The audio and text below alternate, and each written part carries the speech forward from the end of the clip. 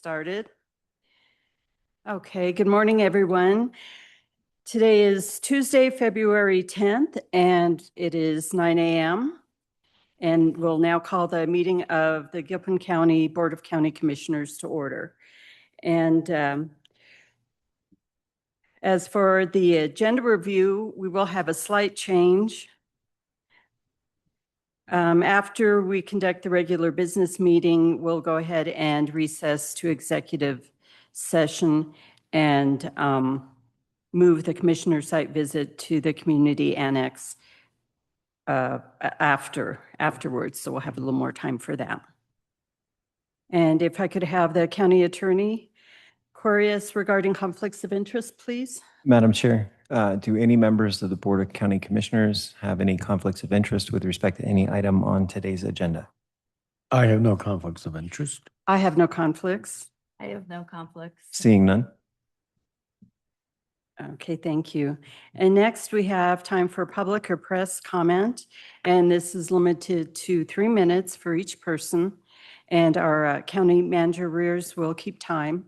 And do we have anyone signed up for public comment?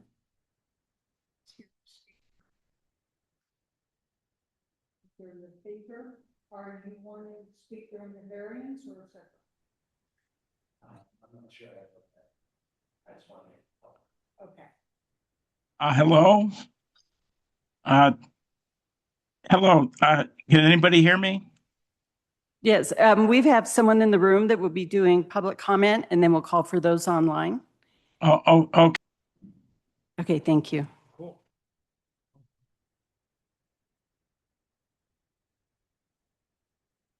Good Morning. If you could state your name and address. Sure. My name's Steven Lefebvre. I'm Executive Director of Teens Inc. in Netherlands. And I just wanted to take the opportunity to come and thank you for your support over the years for Teens Inc. and our effort to serve all youth in the Peak-to-Peak region. Overall, about a third of the youth we serve are from Gilpin County, and the support from the commissioners over the years is a great help. Also really wanted to give an extra thanks to you all this year for a little added support in our effort to build the early childhood education center in Netherlands. Right now we have nearly 60 people on the wait list. That's kind of an updated wait list. And it still falls true with not quite 30% of folks from Gilpin County on that wait list.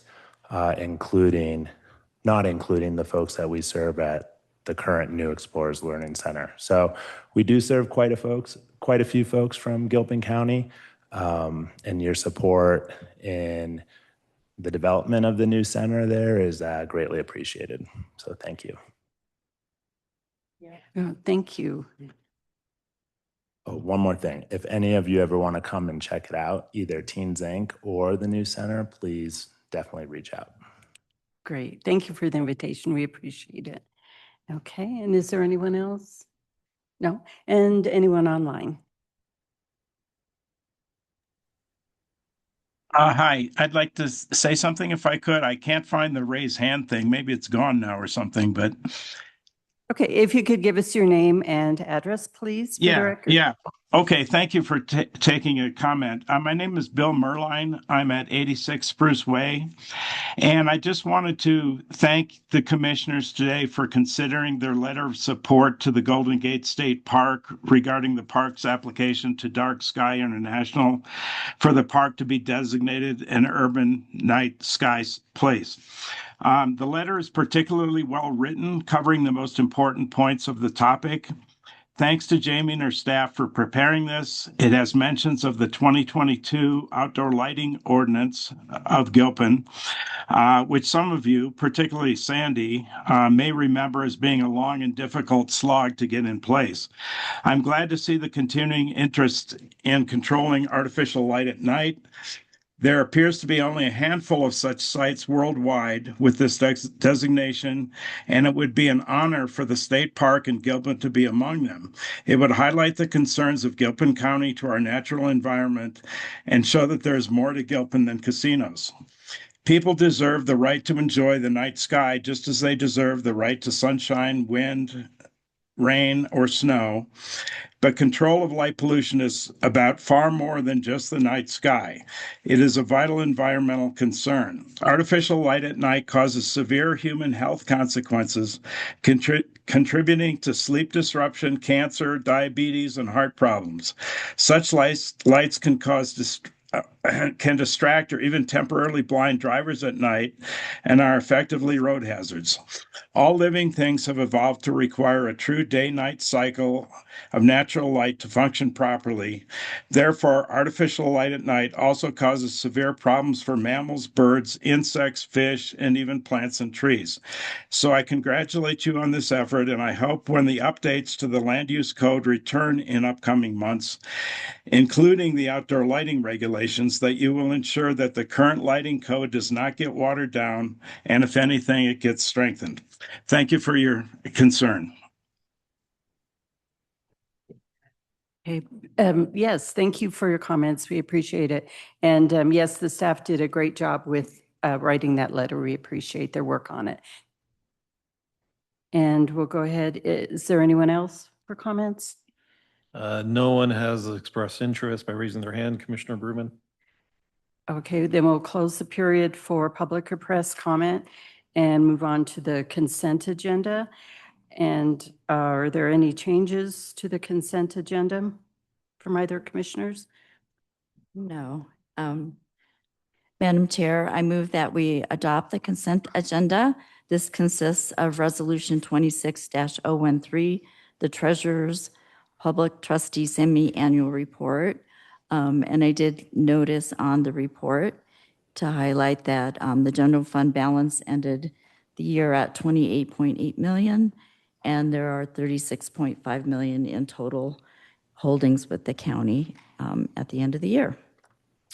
And secondly, the Gilpin County Letter of Support for Golden Gate, which was just referenced, which they're applying to be an urban night sky place. And then third is approval of the minutes for January 27th, 2026. Second. Okay, having the motion in a second, all in favor? Aye. Aye. And the consent agenda is adopted 3-0. And now we'll move on to new hire introductions. We have Shanda Johnson, our Human Resources Director here. Good Morning. Good morning. We have two teams here. So first, we'd like to invite up Human Services.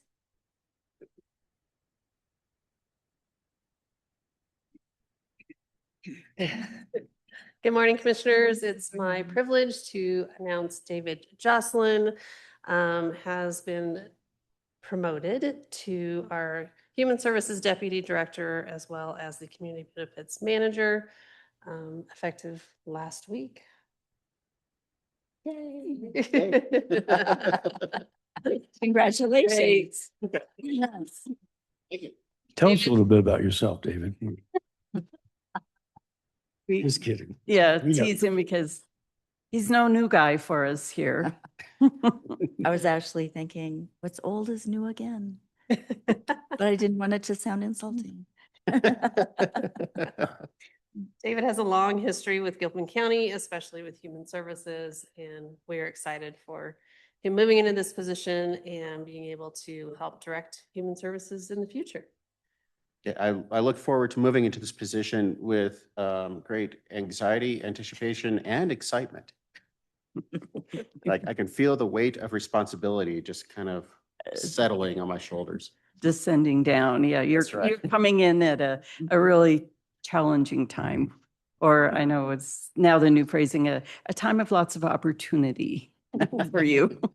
A time of lots of underfunded opportunity. There we go. That's true. Great. Well, thank you so much and congratulations. You'll Thank do you. great. Congratulations, David.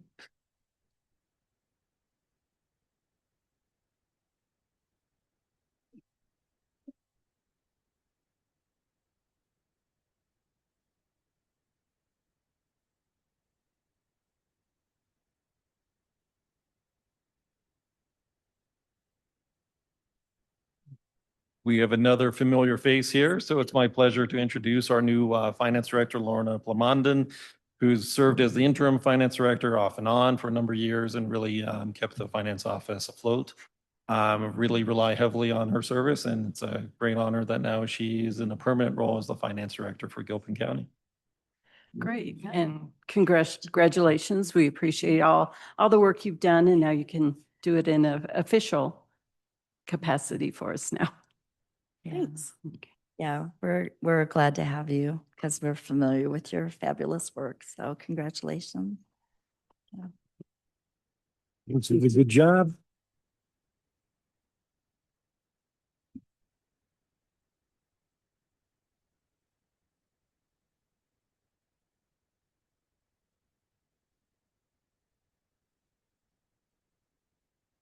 Okay. And as we do have a public hearing set for 9:30, we've got a few minutes until that time. I think we can go ahead and maybe move to the resolution 26014.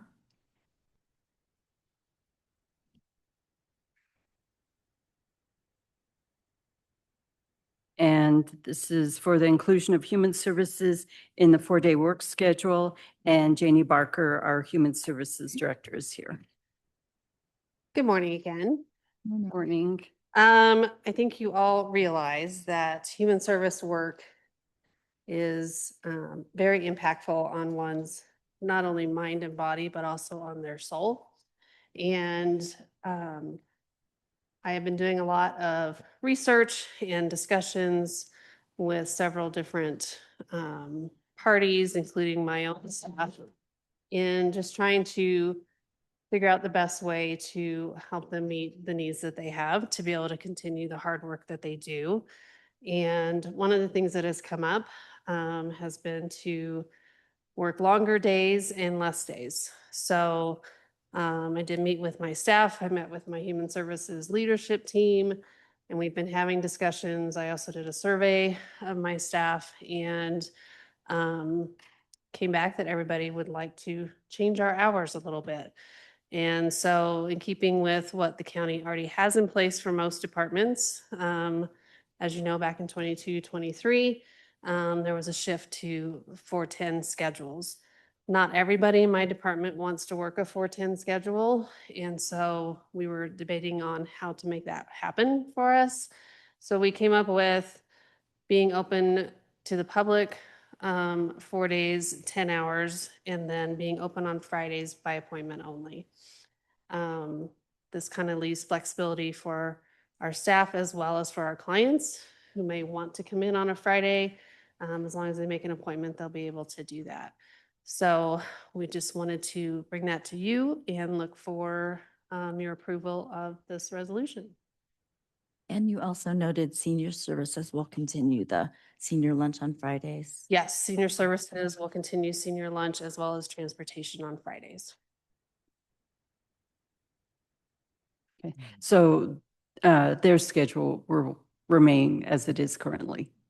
It will currently remain the same. There are opportunities possibly in the future. We have a staff member who's out on workers' comp.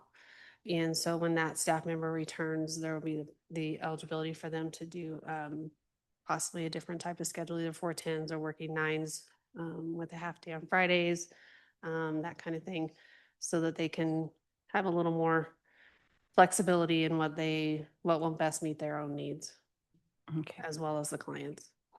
Will you extend the hours the building is open to the public then? Yes, it'll now be open 7:30 to 5:30, which is the same as the other buildings that do 410s. And then Fridays by appointment only will be from 8 to 4:30. Okay.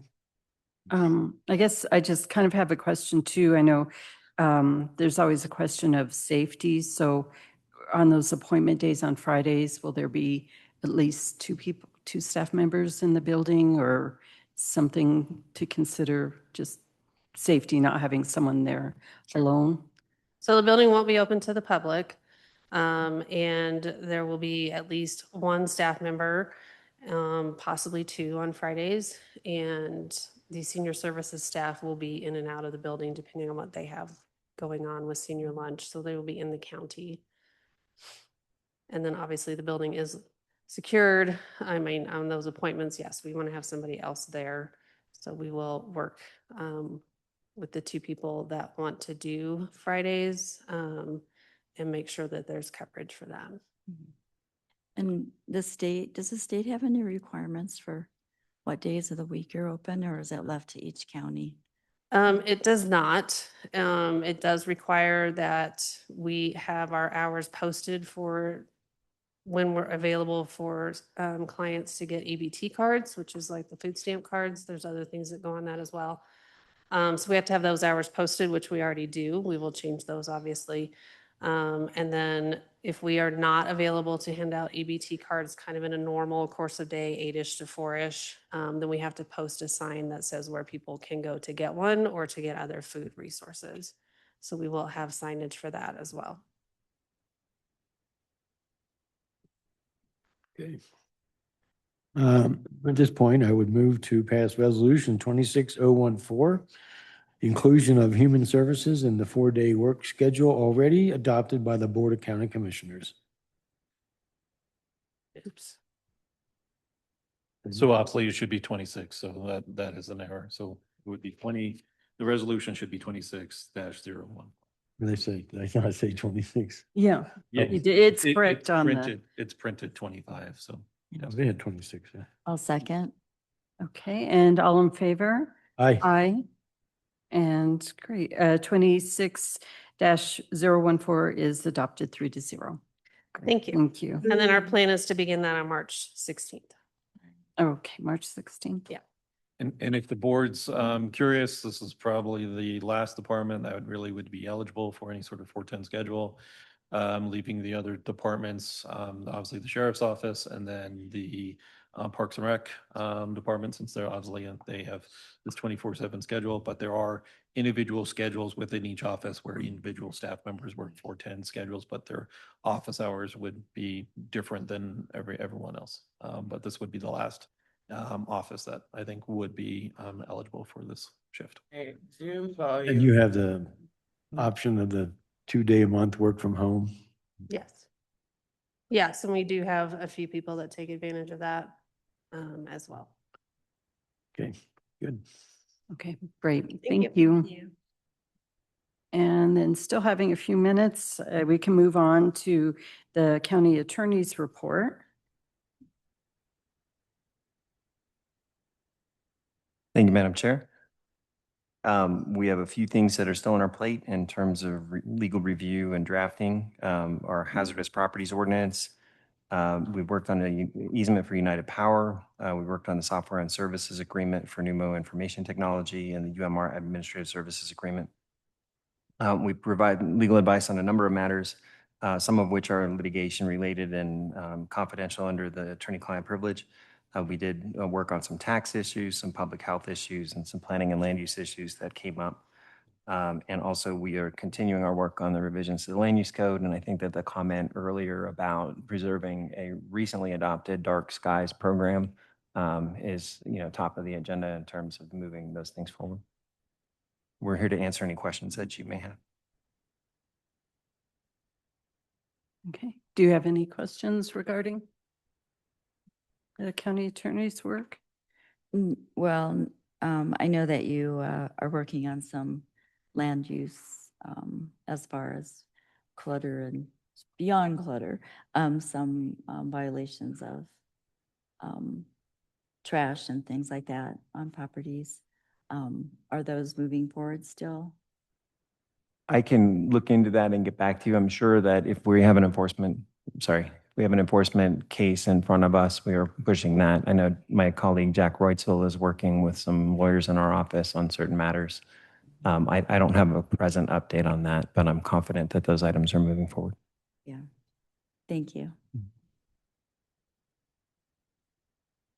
Okay, and there be no other questions, so we can have the report from our county manager.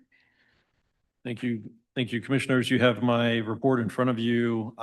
Since the question was just raised on update on code enforcement, I can ask kind of a high-level summary of the code enforcement cases underway from our paralegal and provide that to you as part of the next update that I would provide. So there is movement with code enforcement, but as you know, sometimes it takes longer than we would prefer. The next work session is a week from today. I'm going to be focused on the employee handbook. And then as well as the slash yard, hot logs, public works, there's also going to be involvement from CSU Extension. And I believe the fire chief from Timberline is also planning on attending to really discuss, obviously the pine beetle has spread. So there's additional demands on that operation and how best to plan for the future for the slash yard so that service can continue and the area can be protected. So that's the next work session on the morning. And then in the afternoon would be the joint meeting with the Clear Creek County Commissioners with the topics of Charlie's Place, the animal shelter, the Bellevue Mountain Resort plan development, and the shooting range. And that would be at 2 o'clock in Georgetown. You can see the list of the other work session topics at this point. For March 17th, we are in preliminary conversation with Boulder County about a potential for having discussions of expanding transportation options into Gilpin. Nothing specific has been discussed, so I would like to get confirmation from the board if you would like us to try and facilitate that with a target of March 17th, but obviously we'll have to work their schedule and your schedule, but I'm looking for confirmation that the board is interested in having that discussion with Boulder County regarding expanded transportation options. Yes, please. Is it expanded options or for continuing? So there's a discussion of expanded options of potentially having some route from Netherland towards the community center, potentially human services is the discussion. There is also an element of the existing mountain rides where there was a stop that had ended and potentially reestablishing that as well. So that's my understanding of what the topics would be, but I believe at this point it would be high level. Was it a stop that ended or was it a reduction in days that stopped? So when I say stop, they had to stop on Wednesday. That's no longer so Mountain Ride would stop in Rollinsville on, I think it was Saturday, Wednesday, Thursday. I think that was the route. And they stopped the Wednesday route or stop. And so they currently stop 2 days in Rollinsville versus 3. And so part of that discussion is potentially reestablishing that one stop. And that's not that it's a new stop, but a new day that they would be stopping in Rollinsville. Is there interest in adding that on? I would say yes, but I would look more towards like say April in that because March 17th is already pretty Yep. full. And then we do have the 2 o'clock commitment in Georgetown with the Clear Creek County Commissioners. So I definitely wouldn't be looking for next week for February 17th. It was March 17th. Oh, I'm sorry. Yeah, either way, March 17th still looks pretty full with some weighty topics. It'll probably take a while. So I would say April 21st. Okay. So I will work with Boulder County and try and find a date that works for us mutually and add that on. So hopefully by the next meeting, you will see that added on to the tentative schedule. Did Commissioner Aiken answer? What's it? Did you answer about yes or no having it? I didn't. Oh, I think, yeah, I was okay with having it. Yeah. Okay. And April is good. Thank you for that clarification. So obviously we're doing the tour of the annex, so you can see the current progress there. The contractors will be there as well as our facilities director to answer any questions you may have. The action after action summary was shared with the board after the key stakeholders met to talk about the major wind event and the effects of that. I know they are planning, the Sheriff's Office, Office of Emergency Management is planning a public meeting to discuss this in March. So once we get the specifics on that, we will be sharing that widely. I've also met with Timberline Fire and a local business owner in Rollinsville about installing a cistern in the area. So at this point, it's very preliminary, but I'm encouraged by the direction we're moving in. As the board's aware, about 2/3 approximately of the lodging tax increase, the 4% would go towards that cistern, which is incorporated in the budget for 2026. So our objective is to get that completed with our partners to share responsibilities and costs for that cistern install in Rollinsville. Yesterday, I did not share this with you because by the time I got all the information, it was resolved, but there was United Power, while they were connecting the annex, they did hit a gas line. It didn't impact service. They resolved it and fixed the issue. So there were no issues or interruption of service. But just if you had heard something or some activity, that's what happened. And it was United Power and not our contractor or Gilpin County. That is all I have from a high level, but I'll stand for any questions that you may have. Do you have any questions? No. Okay. Okay, great. Thank you. And I think with 4 minutes, could we go ahead and call for the public hearing? So Commissioner Brewman, since it was noticed technically at 9:30, we do need to wait for the 4 minutes. Okay. Let's see. I guess let's go ahead and we can then go to, I guess we can have the commissioners report on their meetings since our last commissioners meeting. And I believe Commissioner Aiken started, so if Commissioner Hollingsworth would like to go. All right, I did make a list. CCI is one of our all-state commissioner groups, and they hosted a legislation breakfast with the Human Services Directors. And Commissioner Aiken and I both were able to attend that before the CCI regular meeting. And I wanted to just mention that since I'm in my 5th year, I've been on some of these committees longer. And in that group, CCI, there's a subcommittee called TREAD. It's Tourism, Recreation, Economic Development. And I was selected to be the chair of that for this year. I also attended a special meeting with the Department of Natural Resources on a bill that's pending regarding outdoor recreation, which has pros and cons to it. I'm still serving as the Regional Opioid Council co-chair. And we had some member changes because of people retiring and going off the board. We are discussing the next grant cycle and probably will be a briefer one for this year, which could include current recipients reapplying for more funding. And then we're planning a summit, which may just be for the members and the voting members of the GROC community to share what they're working on. NOCO Places is our committee that's 6 counties and 3 federal or state agencies, and we work collaboratively on recreation, conservation, balance out in the world, in our region. And so we are talking about an unauthorized trails planning project, which there was a grant from GOCO to work on that. And so more information is forthcoming. And we do have some of those identified in Gilpin County. They're primarily on Forest Service land or trails that now encroach on private property without permission. So those would be the target areas. And then we are working toward becoming a nonprofit. So that's still in process.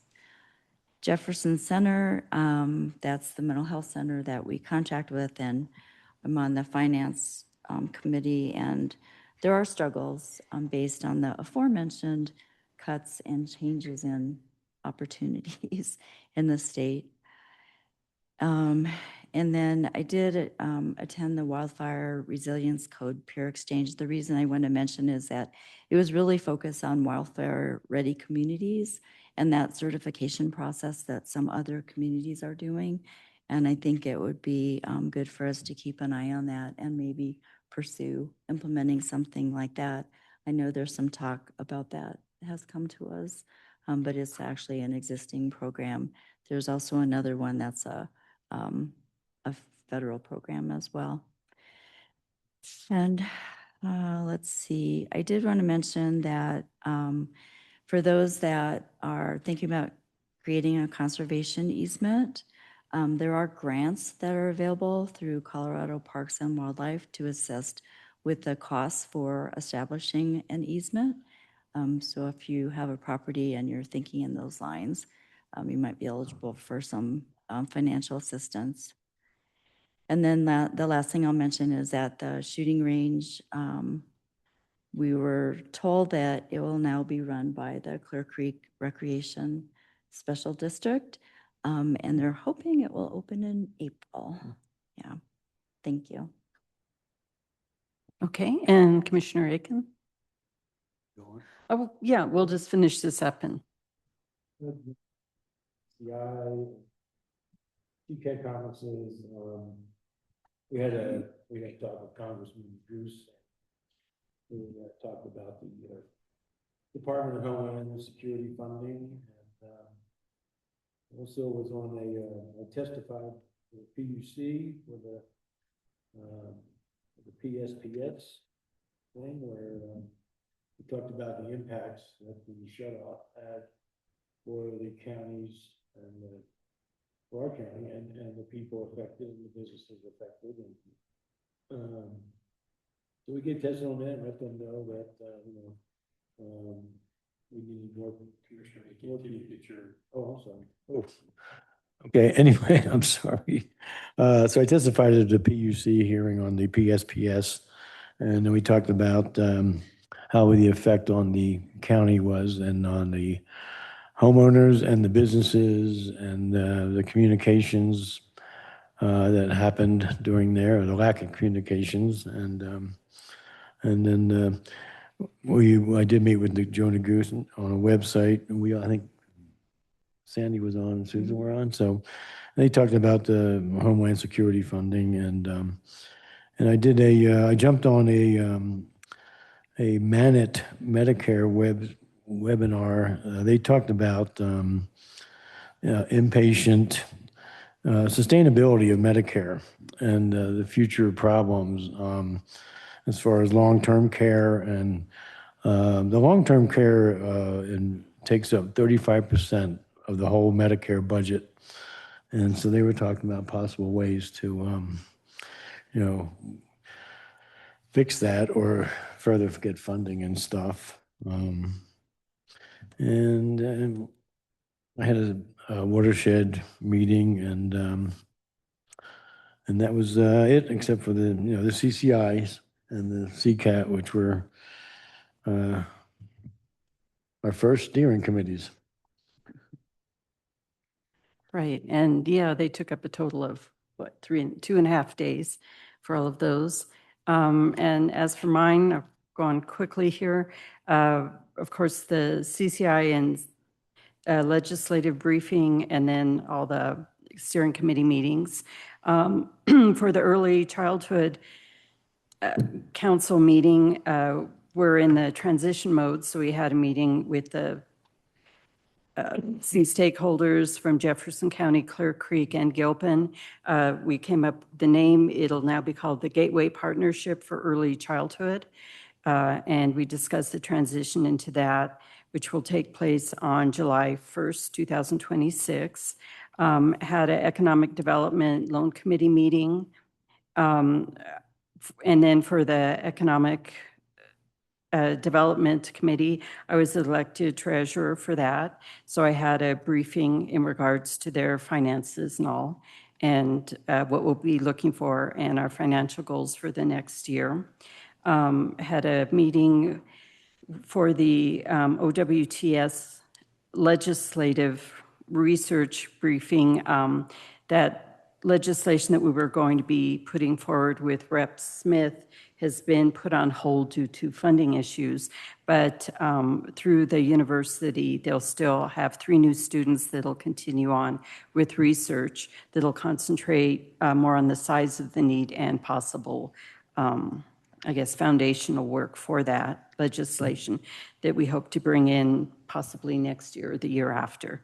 Also attended a Jefferson County legislative briefing, which regarded Senate Bill 19 and possible amendments on that. Also attended a DRCOG work session, and Triad Bright Futures Advisory Board meeting, and discussed the UPK goals for next year. They're already, and that's the universal preschool registration, and that sign up is already opening up in this next month for next year. And also attended a legislative meeting with stakeholders and the governor's office regarding Senate Bill 19, which I hope to be discussing a little further, and possible amendments to that legislation coming up. And that's it. And so we now look at it as 9:36, so we can move on to our public hearing. So the Board of County Commissioners will now conduct a public hearing for Resolution RDE 25-01, the resolution approving a rural development exemption, dividing portions of parcels currently and known as parcel ID 170906 30002, parcel ID 1707 014 00004, and parcel ID 1707 011 0002 into one new parcel, now to be known as D-dot parcel. Today is Tuesday, February 10th, and the time is 9:37 a.m. We have Jamie Boyle, Director of Community Development, and Jack Zeman, Planner, will be doing the presentation for us. Good morning, Commissioners. Morning. I am bringing before you a rural development exemption. This is RDE-25-1. I am here with the applicant and owner, Edward Toll, who is acting on behalf of Toll and Ranch LLC, the legal entity owning all three parcels involved. Those three parcels are known from the assessor account number I've listed here on the staff report, R012123, R001952, and R001956. You can see what they look like in more detail on the next page of the staff report. The owners of the subject property are requesting a division of land at the junction of the three existing parcels just described, which can be seen on attachment 1, pages 7 through 9. The resulting parcel created from this division of land would be approximately 20 acres in size, with a 4-acre building envelope shown in blue on pages 8 and 9, that attachment 1 of the staff report. The building envelope currently contains a small historic but uninhabitable cabin, and the purpose of this request is to retain a small portion of land prior to selling the remainder of the land, which I will allow Edward Toll to explain should the board have questions after this presentation. The total combined acreage of all the parcels is about 601.5 acres. Parcel 1 is currently 398.6 acres and will be about 388 after the RDE if approved. Parcel 2 is 153 and would be about 155 acres after if it is approved. And parcel 3 is about 44.6 acres and would be about 37, give or take, if the RDE is approved. And as stated previously, the D-dot parcel will be about 20 acres, including that 4-acre building envelope. All three existing parcels currently have a conservation easement placed on them, which restricts developments to a few specific areas. However, there is a clause in the conservation easement which allows for a division of land of this exact 20-acre parcel should Toll and Ranch LLC request it. The easement can be read has been recorded with the Gilpin County Clerk and Recorders and can be read in its entirety at the reception number 152864, recorded on January 8th, 2015.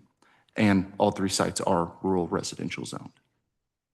So, as to why this is before the board, per section 5.5.c of the Gilpin County zoning regulations, A decision shall be made by the Board of County Commissioners after a recommendation by the Planning Commission. Per that same section, 5.5.c, rural development exemptions apply when land divisions or reconfigurations of parcels greater than 160 acres would not qualify for either a BLE or BLA. The application does not, this RDE-25-1 does not apply for BLA or BLE applications since it is a division of land, and the parcels involved are greater than 160 acres. Thus, this request does qualify for an RDE, but for the Board of County Commissioners to grant approval, the following two conditions shall be met. The first one has to do with maximum proposed density of the RDE. One of the following must be met. A, exemptions less than or equal to 1,000 acres shall have densities no greater than 1 unit per 20 acres. Units in this case would be single-family residences. At the time of RDE-25-1, the density of all parcels involved is less than 1 unit. There are currently no single-family residences, so staff has determined that that is true. B, exemptions greater than 1,000 acres shall have densities no greater than 1 unit per 15 acres. This one does not apply since the current RDE-25-1 involves parcels under 1,000 acres. And C, this one, a little bit of a mouthful if you've read it already. Post-exemption density shall represent a minimum 50% reduction in pre-exemption density as expressed by total number of allowable units that could be developed. This basically just means, does the RDE reduce density in the area by at least 50%? Due to the conservation easement and lack of development, with the parcels involved with RDE-25-1, this does not reduce density in any way. It's going from 0 to 0, so staff has determined that that one is not true. Now, the second condition that must be met for the Board of County Commissioners to grant approval has to do with dedicated open space.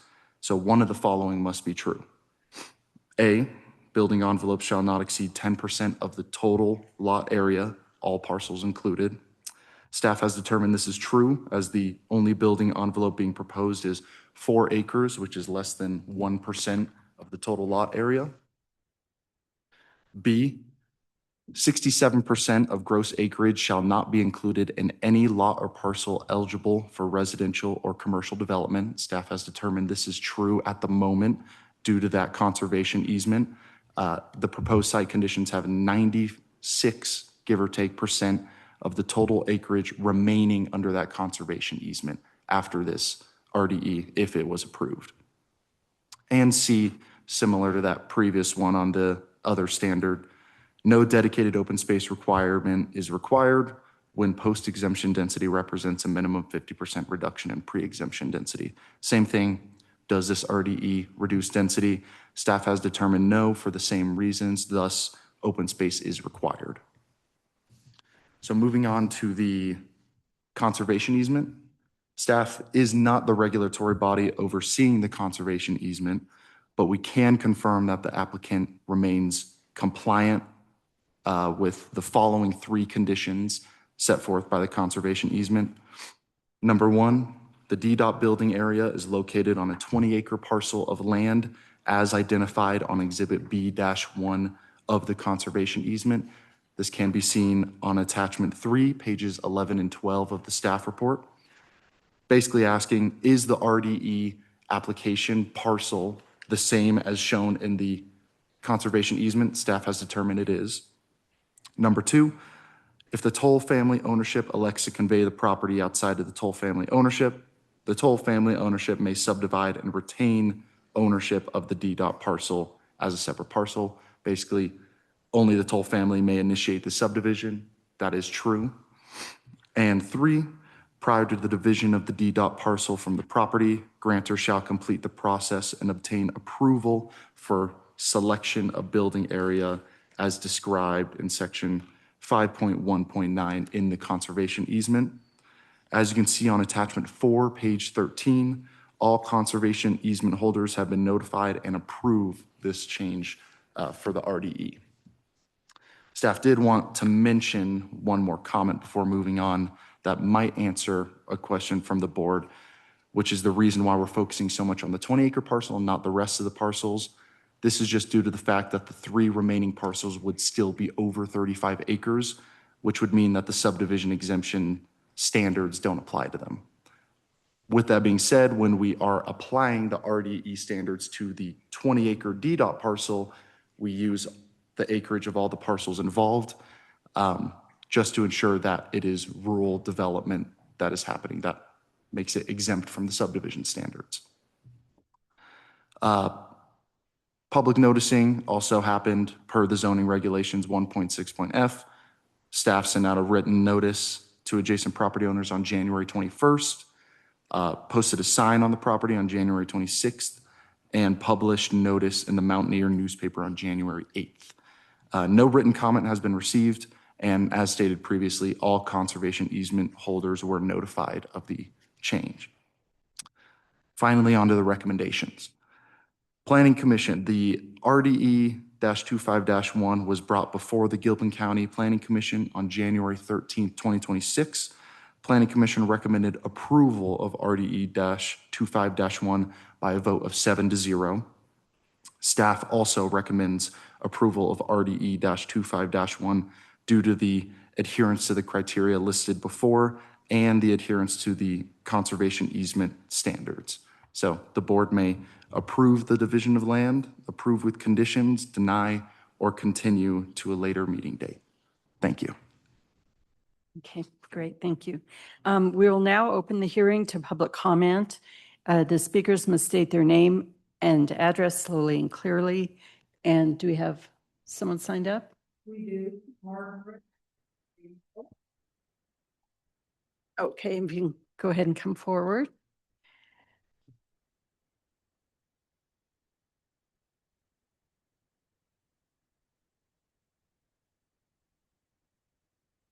My name's Margaret Ramaley Lovell. I own property at 4684 Toland Road. It's been in my family since 1910.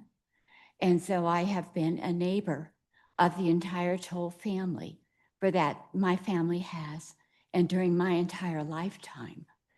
And I would just like to say, we very much appreciate what the Toll family has done in putting this into an easement. And I am very much in favor of their getting the variance. We would very much like to have them continue as a presence in the valley. Great, thank you. And is there anyone else? No. Anyone online? Commissioner Bruman, I do not see anyone has raised their hand to indicate to speak. Okay, then we'll go ahead and open this up for, the hearing is now closed to public comment, and now we'll open it for commissioner discussion. And I guess we'll go ahead and give Mr. Toland a chance if he'd like to say something first. Thank you for hearing our application. There's a lot I could say. I'll try to stick to the point. The discussion of building density, as Jack mentioned, that there is a one building there that's not habitable. He and I are going to go look and see whether it's considered a historic structure. The easement allows us to expand that by, I forgot what it is, like 25%. But county rules say that we could have 2 buildings. The second one would be under the easement rules, a maximum of 2,500 square feet. And so the existing one would probably be half of that or less. I will say that my generation will probably not build anything. So this is more for the next generation. Okay, great, thank you. Okay, and commissioners, any questions, comments? I'm directed to Mr. Toll. You're not on, Sandy. Mine might be more directed to Mr. Toll. Nice to meet you. Yeah. Good to meet you. I did have questions. I live in Rollinsville. so I'm familiar with driving down the road, and I was trying to orient myself on the map. So I appreciate the map being up on the screen. Can you just answer for me, like where the road access to the parcel is, because the parcel's in the middle? And then also, it looks like you're a distance from the South Beaver Creek as far as building, so it's easy to be away from that. And then I was wondering, just for orientation, if you could, or one of you could explain like where the Boulder County line is compared to this map, and then where the Eldora ski is compared to Sure. the map, just for further orientation. Thank you. Okay, if you look at the shape of the subdivided parcel, there's the point that goes down in that southwest corner. So that's where we would have legal access to Toland Road. And so there is an yes, that someone has Okay. the cursor on the existing driveway, which is not very accessible. And we don't intend to change that.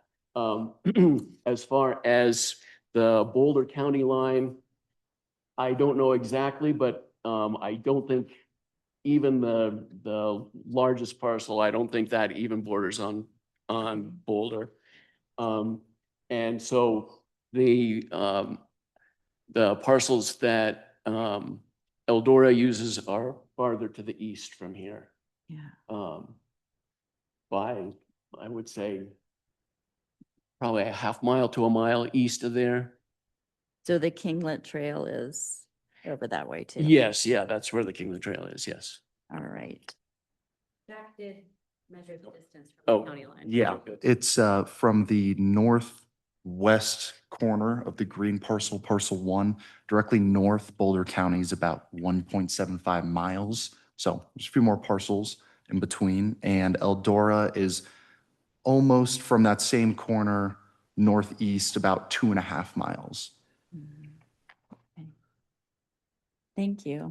That helps. I was trying to look because I was like picturing driving down, then there's Mammoth and and the ponds.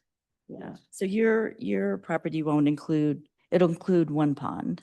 That's right, which is now basically empty. We originally were allowed to divert some water, but surprisingly, my father and grandfather were both lawyers, but only had a handshake agreement with the water board. So we basically have no rights to divert, and the pond is kind of a mud puddle right now.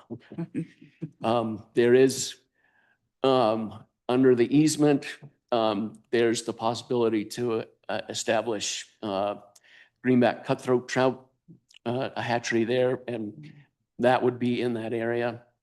So the Department of Wildlife would need to negotiate with the water board to get enough water to supply enough to support the greenback cutthroat. Okay, Wow. great. And how close is this to the parcel, the 3,300 acre parcel? Is It's this part right it's there? kind of in the, well, it's in one corner of it. Okay. It's pretty close to the extreme west end of the 3,300 acres. Thank you. And then I see there's kind of mention about the purpose of doing it is to sell. So are you, as a family, thinking you'd sell to people outside of the family? The 20 acres or the remainder of the property, the 3,300? Bigger. Only, and so my question is only, will the conservation easement that's on the whole property follow the property, meaning that future development on those parcels is? Yes, yes, the easement applies to everything, including these 20 acres.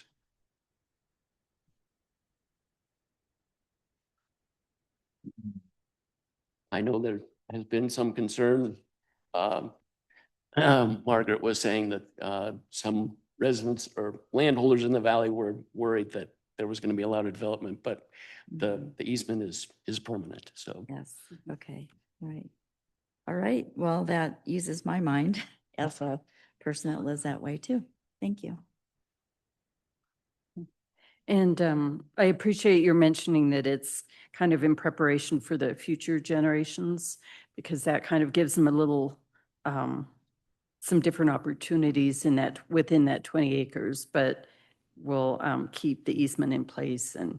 Yes, yeah, so the overall density is still low, but Right. in discussions with community development, it sounds like we would be able to have two structures, but as I said, that's all theoretical. There are no plans to do anything at the Right. moment. It leaves open some opportunity going Yes, forward for yeah. that. But Okay. otherwise, we want it to stay like it is, so. Perfect.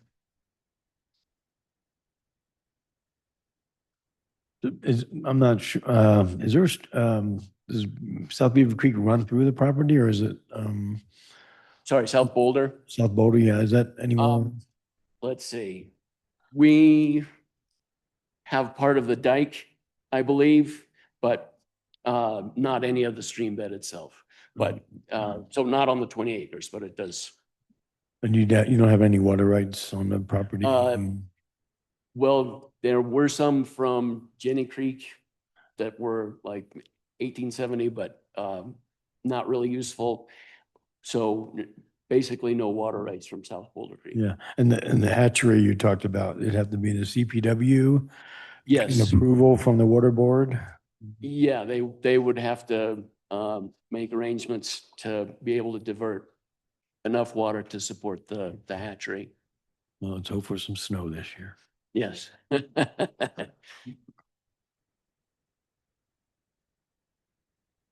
Any other questions? No, I think it's Jack Oh. did a great job and Okay, yeah. Then I'll stand open for a motion.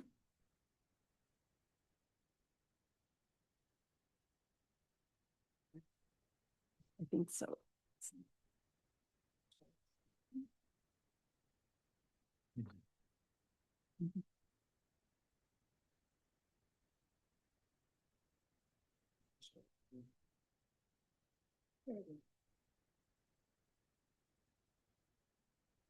Madam Chair, I move that we approve Resolution RDE 25-1. And this is approving an exemption, dividing portions of parcels as aforementioned. There's any stipulations? And the only one mentioned is subject to compliance with all applicable federal, state, and local laws, regulations, and standards. second. Okay, having a motion in the second, all in favor? Aye. Aye. And congratulations. Right. The resolution is adopted 3-0. Thank you very much. Okay, great, thank you. you. And the public hearing is now closed at, let's see here, 9:58 a.m. Okay, thank you. And that's it, right? Okay, Thank you. great, thank you. So we just need to go into executive session? That was a Okay, long time coming, I- 'cause it was a 25. What's that? That was a 25, because that one was a long time in coming. okay, and let's see now. Since we've moved ahead quite a bit, we're now stand open for public or press. Oops. Okay, we'll now stand open for public or press comment. Do we have any? Oh, okay. And for public meetings, I'll let you know that on Monday, February 16th is a holiday, President's Day, and the county offices will be closed. The transfer station will also be closed on Sunday, the 15th. February 17th will be our next work session in the morning with a joint work session with Clear Creek County Commissioners in Georgetown at 2 p.m. And now we'll stand open for public or press comment. And do we have anyone online? I have one little piece of information to share. Oh, There's okay. no one asking to speak in the public comment. A little birdie in the back of the room advised me that the public meeting for the after the wind event is going to be on March 24th between 5 and 6:30 at the community center. And so we will be getting the notice out, and we encourage the public to attend. Again, March 24th from 5 to 6:30 PM at the community center. I don't have the calendar in front of me. Okay, that'll be great. Okay, and then I'll stand open Tuesday.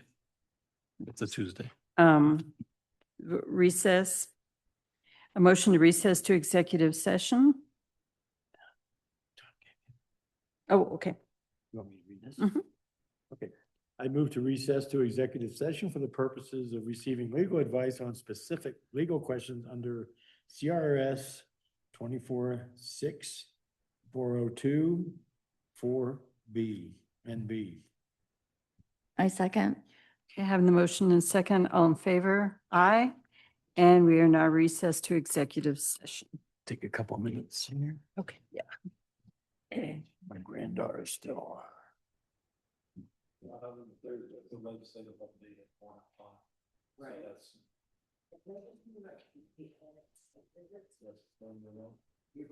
after the executive session.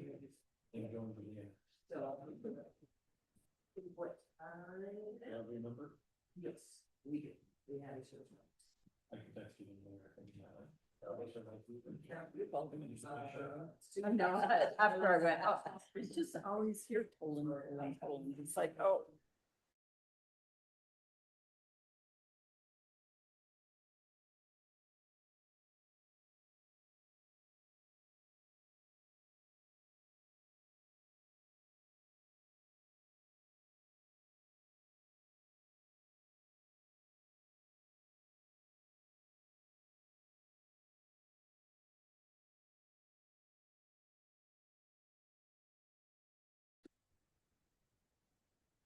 Okay. Okay, the time is now 11:33 a.m. and the executive session has been concluded. The participants in the executive session were myself, Commissioner Berman, Hollingsworth, and Aiken, and County Commissioner, or County Manager Rears, and our county attorney. For the record, if any person who participated in the executive session believes that any substantial discussion of any matters not included in the motion to go into the executive session occurred during the executive session, or that any improper action occurred during the executive session in violation of the open meetings law, I would ask you that you state your concerns for the record. Any concerns? Okay. Seeing none, we will now continue with the agenda. And our next thing on the agenda will be our site visit of the community annex, which we will be leaving probably in about 5 minutes. 8 minutes, okay. And then at 1 p.m., we'll have a policy matter lobbyist group update.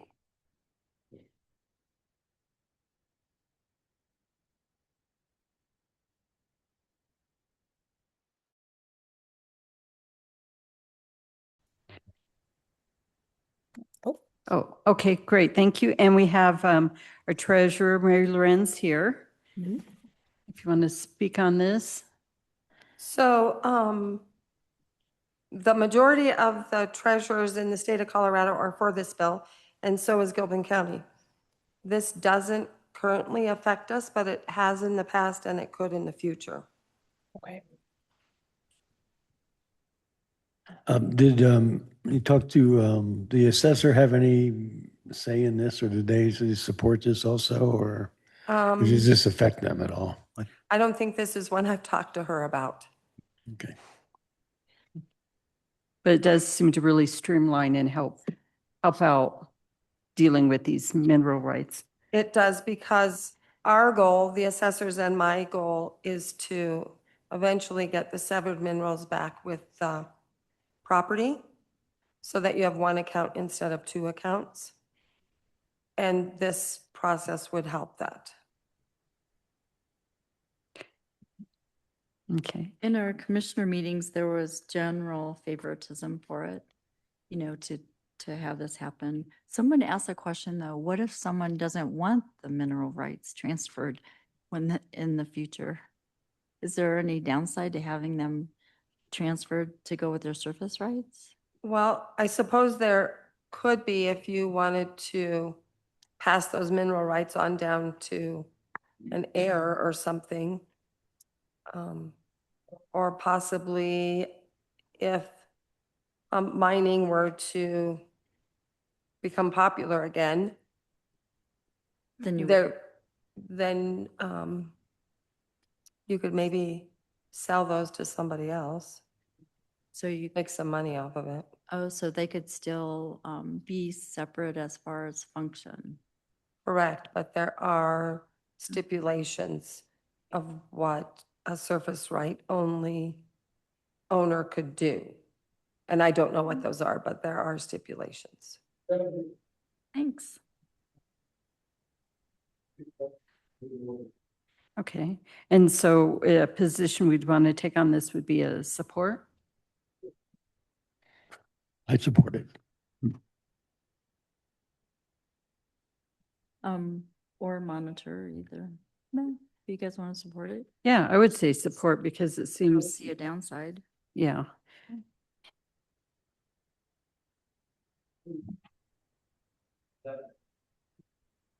Okay. Go ahead and next. All right, that We've sounds got you great. down as support. Mhm. Next, we have House Bill 1098, the Public Trustee Act foreclosure procedures. This is being sponsored by Rep. Brooks and Rep. Stewart and Senator Frizzell. This bill amends the Colorado Public Trustee Act to modify various aspects of foreclosure procedures, including setting the salary of public trustees in certain counties at $12,500, removing the requirement for public trustees to make specific statements under oath to the Board of County Commissioners, and repealing the obligation for a gubernatorial appointees to comply with the state procurement code, clarifies funding sources for public trustee salaries, addresses rights of junior lieners to cure defaults, handling of unclaimed funds from foreclosure sales, and the validity requirements for lien assignments. And does some further modification, including stipulations for the highest bidder in foreclosure sales to pay excess amounts within 3 business days. And then establishes some new timelines for lien assignments. So what is this? Can you clarify why it says a junior liener is entitled to cure the default? If the junior files with the officer, is that prior to the public sale or? Yes, that would be, a cure is prior to the foreclosure auction. So they would, even after it was like notified or something that the public notice went out, or Correct. they could still have a chance to redeem that Cure. cure? Yeah. Okay. Cure is before the auction, redeem is after. Okay. Did the Treasurers Association have a position on this one yet? Yes, and they are in favor of it. They helped write it. They are officially registered as support. Is there any opposition filed? That's a great question. Wait, that's not good. We're just pulling it up really quick, sorry. Oh, no problem. The And, sorry, Mary, do you think, would this be beneficial for you? Does it Yes. affect much that we do? Okay. Yes. No one has registered opposition to this bill. just monitoring and then the Treasurer Association supporting. Okay. Kind of a cleanup bill, sort of? It is a cleanup bill, yes. Oh, okay. So if you say a support Sure. position on this as well? I'm good. Okay. All right, that sounds great. Okay, next we have Senate Bill 49, the Homeowner Natural Disaster Mitigation. This bill adds individuals and homeowners associations as eligible recipients of assistance from the Natural Disaster Mitigation Enterprise Fund. And it also provides The natural disaster mitigation includes installation of impact-resistant roofing materials and other property-specific mitigation actions and provides definitions. It also creates an income tax deduction for contributions to a catastrophe savings account, which is a savings account that a homeowner may use to cover the amount of insurance deductibles for claims stemming from hail, wildfire, or a catastrophic wind event. Uninsured losses related to the same and property-specific mitigation actions. And it also exempts any interest earned by catastrophe savings accounts from income tax. I was trying to find the copy of. So, Yeah, and so who holds the catastrophe savings accounts? Who's that The- through? I think they work like a health savings account. You put Yeah, That's the money exactly in, right. is it the put the homeowners, right? money, but it's dedicated. You can only use it for certain purposes, and that would be it. And there's some tax exemptions, right, for this, when you open a CSA? correct. The only concern I saw, which I don't know who's taken a position, if anyone is in amend, but it says that they want to use the insurance company mitigation parameters. And it'd be nice if they just followed suit and used the State Forest Service. Those have been used for decades, and they're the mitigation zones. And I know that our CWPPs and the fire districts follow the State Forest Service recommendations. So I thought that was kind of an oddity.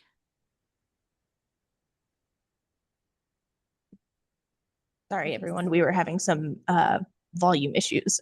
Yeah. Did you get some of that? I heard the concern around using the insurance company mitigation parameters, but I did not hear what you would like them to use instead. Oh, so the Colorado State Forest Service has long-standing mitigation standards. They're they used to be 10, 30, and 100 feet from the structure. Now they're using 5. But our CWPP and our fire district, they really use those, and our CS6 extension, because they're Colorado State, use those guidelines that are longstanding. And it would be nice if that was referenced, that would be something they would be judged on. Because I have concerns that if we use the insurance standards, they could make them tighter and tighter to qualify for this. Well, and also not be uniform for Yeah. different Yeah. counties or areas. It's just since the CWPPs in general, use the State Forest Service guidelines for mitigation. We do see that the fire chiefs are registered as an amend position on this bill. So we're happy to check in with them to see if they're working towards that point. Okay, that'd be great.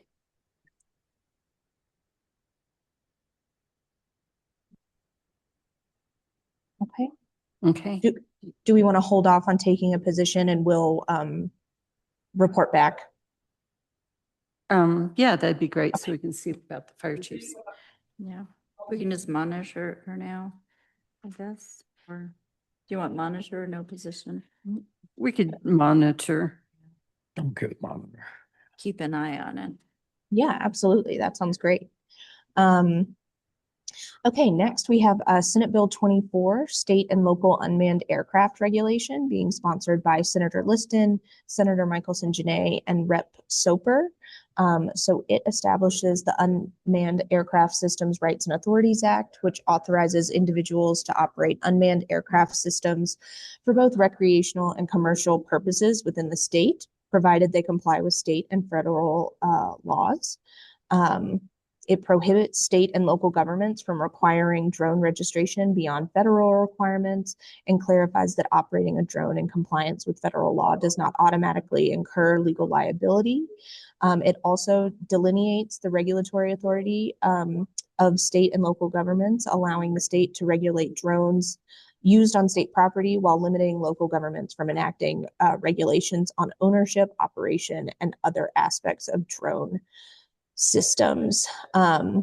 This one has been particularly contested down here. CML is in an opposed position and has been actively trying to work with the sponsors on some amendments, but they seem unwilling to take those as of now. And do you know what kinds of amendments they're asking for? Yes, they're looking for a definition around operation. They're looking for, they're basically just looking to make sure that local governments can still have their own ordinances related to drone use, because as this bill is written right now, it prevents local governments, it voids any local ordinances. There's particular concern, especially around like the airports and the FAA as well. Just with local governments not being able to make decisions that are in, the best interest of their land and having sort of a uniform statewide policy. Yeah, I know this one has come up in some discussion in our groups. And I think that local part, because my understanding is that some local jurisdictions say you can't have them over our, they have a park for people to go and recreate. So they have a restriction on drone use over that area. Mhm. So this would remove that. So I think that local jurisdictions may lean toward not favoring it, but seems like we maybe just monitor where it's at Or even amend? with that amendment. Yeah, with the amendment for local, more allowing local governments to have some ability to have ordinances. Yeah, because I was wondering with the, it seems like there's not a lot of enforcement with drones. Mhm. So who would do the enforcement if it's at the state or federal level only? Mhm. It's a really good question. And I don't think there's an answer. No, Right. there really isn't. The only answer we've been able to get from sponsors is just kind of people who are licensed on a state and federal level around drones, but it still doesn't, they haven't really been able to give an answer around like kind of what enforcement would look like with that. And it seems like logically they'd rely on local enforcement But would a if they school, had to. would a school district want different rules and enforce? I think there's a concern about Mhm. drones with cameras that, are flying over schools or Mhm. different areas. Public areas. Mhm. One thing it says that it prohibits the state or political subdivision from requiring the registration unless it's required by state and federal law. So it seems like the local is prohibiting the local enforcement of any laws they want to make up.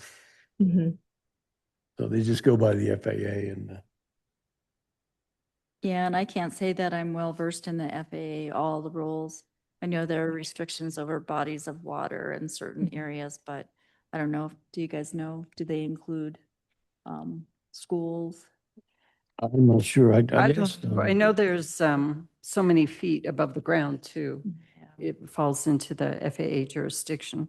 But I think that'd be important to maybe take an amend position so we can make sure local government does have some ability to regulate. I'm okay with that. Yeah. I think, did the sheriff talk to you about it or? I think No, he just mentioned there was one they were watching. I don't know. Do you know if CSOC, have they taken a position on this one? We are looking that up right now. We can also, one option too would be to take an amend right now, and then that way we can have a seat at the table as those negotiations are happening. And if the sponsors and the proponents continue to stalemate that negotiation, then we could talk about switching to oppose. If they're unwilling to take, if they continue to be unwilling to take these amendments. Okay, that sounds like a good course of action. Okay, and Katie's just looking up that group.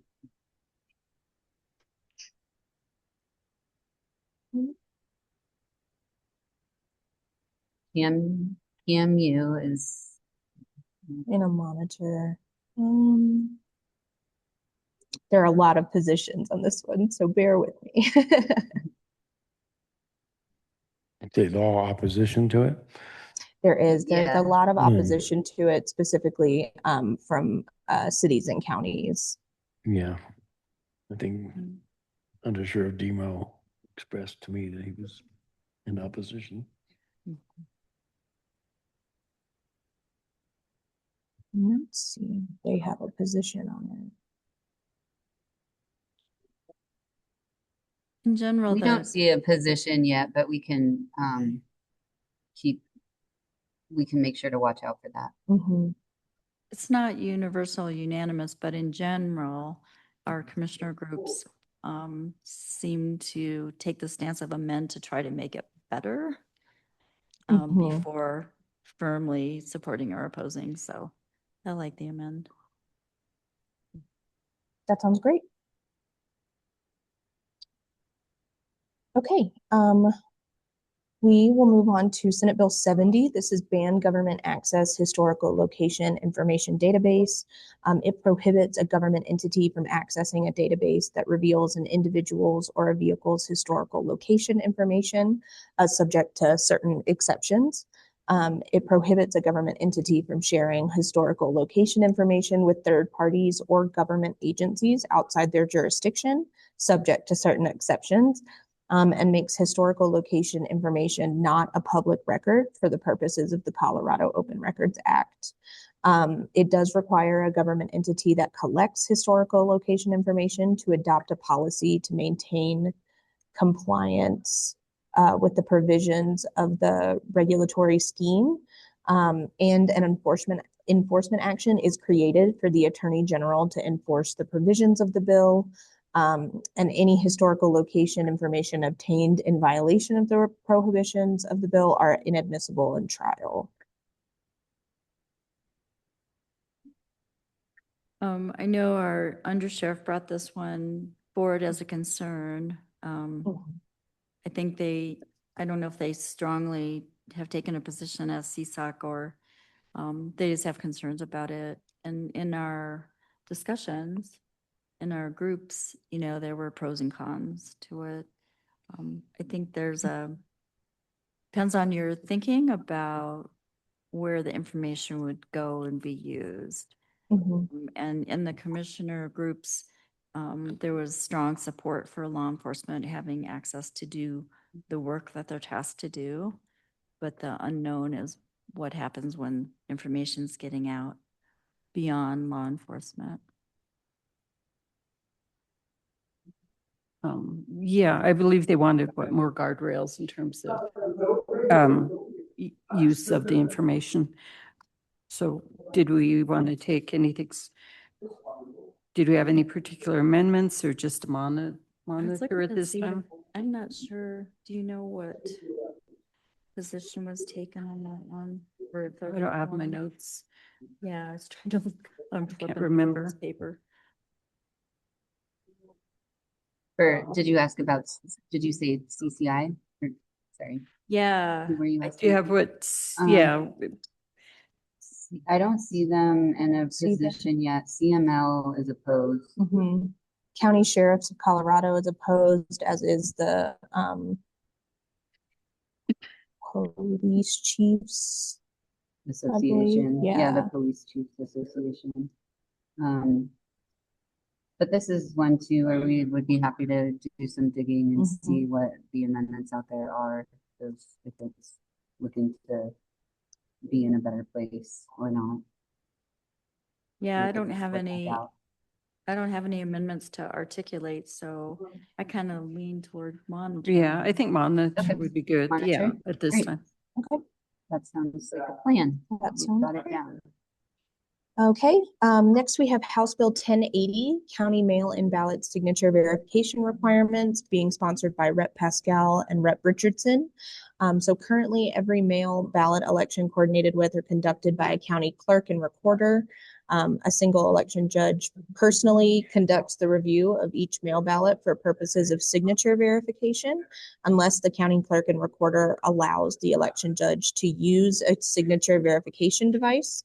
This bill requires the county clerk and recorder to use a team of bipartisan election judges rather than a single election judge to review mail ballots for purposes of signature verification.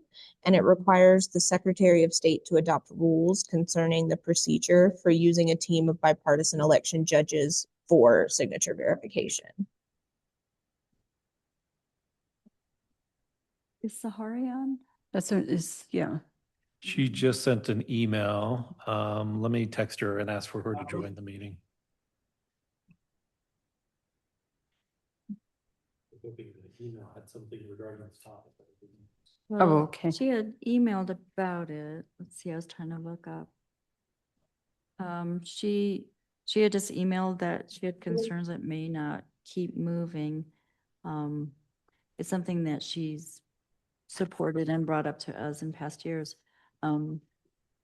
She said, people don't like that it's changing the 2 election workers for first round of signature verification with 1 person on round 2.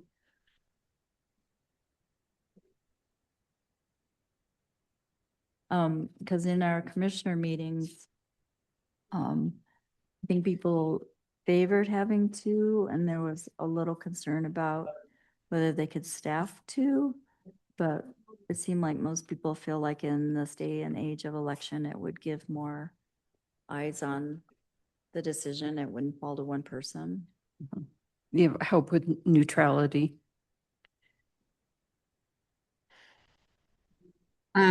We do have the Clerks Association, the statewide association that they're all a part of is just monitoring this for the moment. So Sahari McCormick has joined the meeting, Good. so she can virtually. I just asked her to unmute. Hi there. Hi, Sahari. Yeah, we're on House Bill 1080. Okay. And if you could give us your viewpoint there. We have been trying for a few years now to get the signature verification process changed. In general, we have 1 person that does signature verification. And if they disagree with the signature, it goes to a team of 2 people. However, we say that our election workers work in a bipartisan team. So if I put 2 people on signature verification on the first tier of it, I'm breaking state statute. But it's a huge responsibility for 1 person to do signature verification.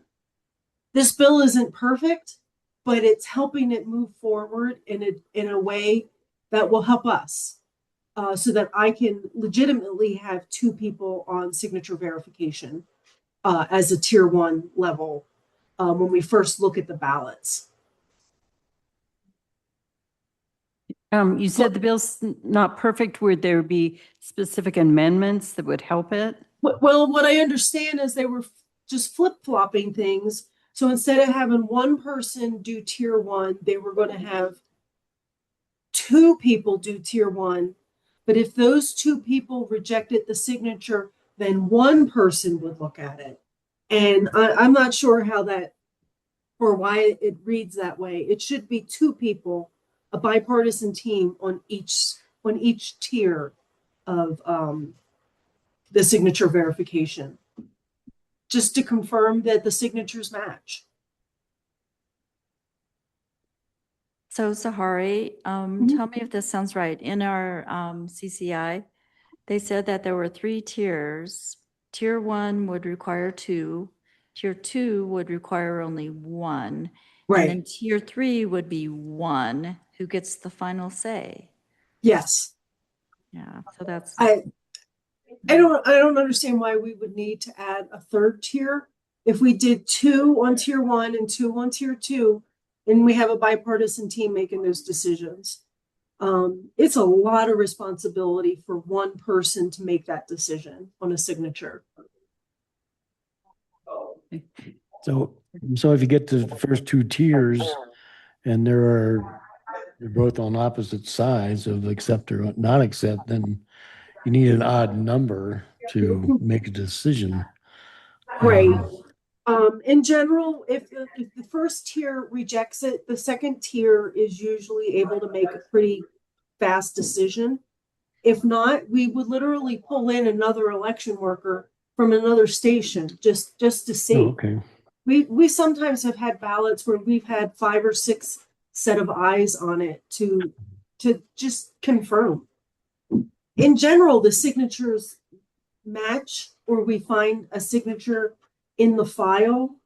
All signatures from all elections are in your voter file. So we have lots of signatures to look at.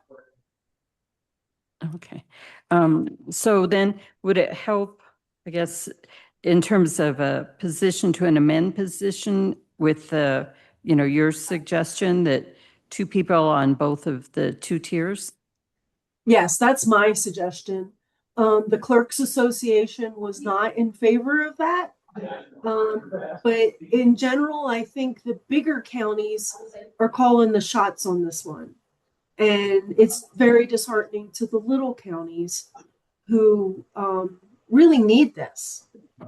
We don't have the machinery that automatically scans the signatures like the bigger counties have. So we're doing all hands-on, eyes-on with the ballots, and it would be really helpful for this to get amended and go through. We've tried this before, and with a big election coming up in November, it's going to be a lot of pressure on an election worker. I know in our meeting too, there were other small counties that disclosed they do use 2 people on the first look because it's just clear and more defined, and then it's Yes. bipartisan. Yeah. Yes, but then we're technically breaking statute. So there's this catch-22. Do we help the election worker so that they are more confident in their decision, or do we follow the statute and only have one person? Okay. So then I guess we'll see. I would suggest an amend position with that specific amendment to have 2 tiers with 2 people on each.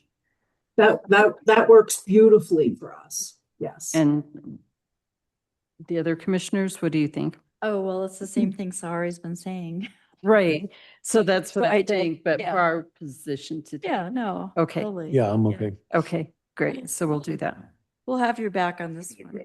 Thank you so much. Okay, great. Okay. That sounds great. We Great, will thanks. connect with the sponsors about to see if they're open to amendments. Thank you. Yeah, of course. And Okay. and Katie, it might be helpful to connect with our clerk recorder, Zahari McCormick, for any kind of nuance or details regarding this. So when you are talking to the sponsors, I can get you in contact with her directly if you don't have her contact. That would be great, Ray. Thank you. Don't go away, Sahari. We have your other 2 on here. Okay. Okay, next we have House Bill 1037, ban government purchase of personal data from a third party. This bill prohibits law enforcement and other government entities from purchasing or otherwise obtaining for anything of value certain personal data from third parties. Law enforcement agencies and other government entities are also prohibited from sharing individuals' personal data between themselves. Exceptions are created for obtaining personal data through things like a judicial warrant, subpoena, or court order, or when an individual consents to sharing their data, and in the case of an emergency involving a threat to a person's life or physical safety. It also creates a private cause of action for an individual who has their personal data obtained or shared in violation of the prohibitions in the bill. And then personal data obtained or shared is excluded from trial and other court proceedings subject to exceptions.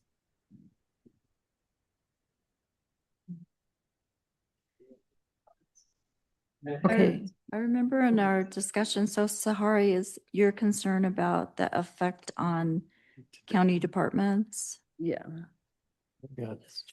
Yes, I don't know how that all interfaces together. The bill was pretty vague, I think.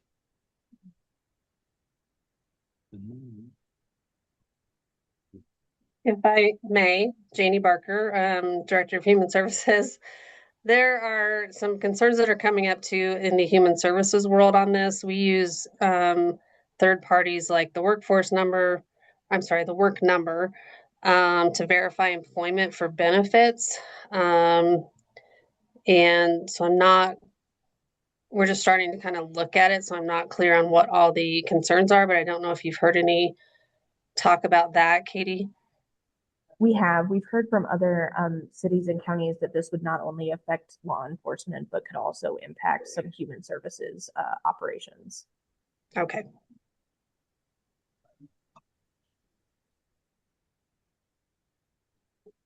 Janie, do they offer any amendments in your group? I haven't heard any yet. This is just kind of starting to bubble up. And unfortunately I had to miss our legislative meeting this morning with the directors. So I'm not sure if it came up in that or not. So I don't know at this point. We can check in with them. CCI is in amend, so we can certainly check in and see, what's out there in terms of, one, willingness to negotiate, and two, ideas to make the bill better. Yeah. If that works. Okay.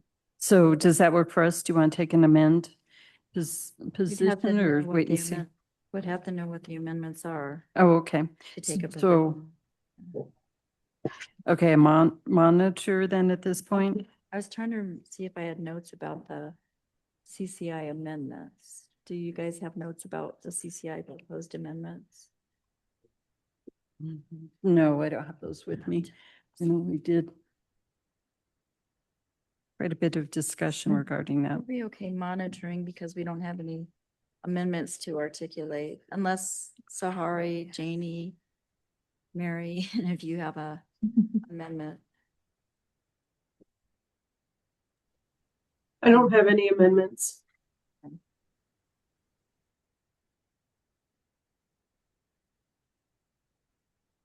We're happy to find out what is floating around there and send that your way to see if there are amendments that you all would be interested in supporting. Okay. Okay. Correct. Monitor.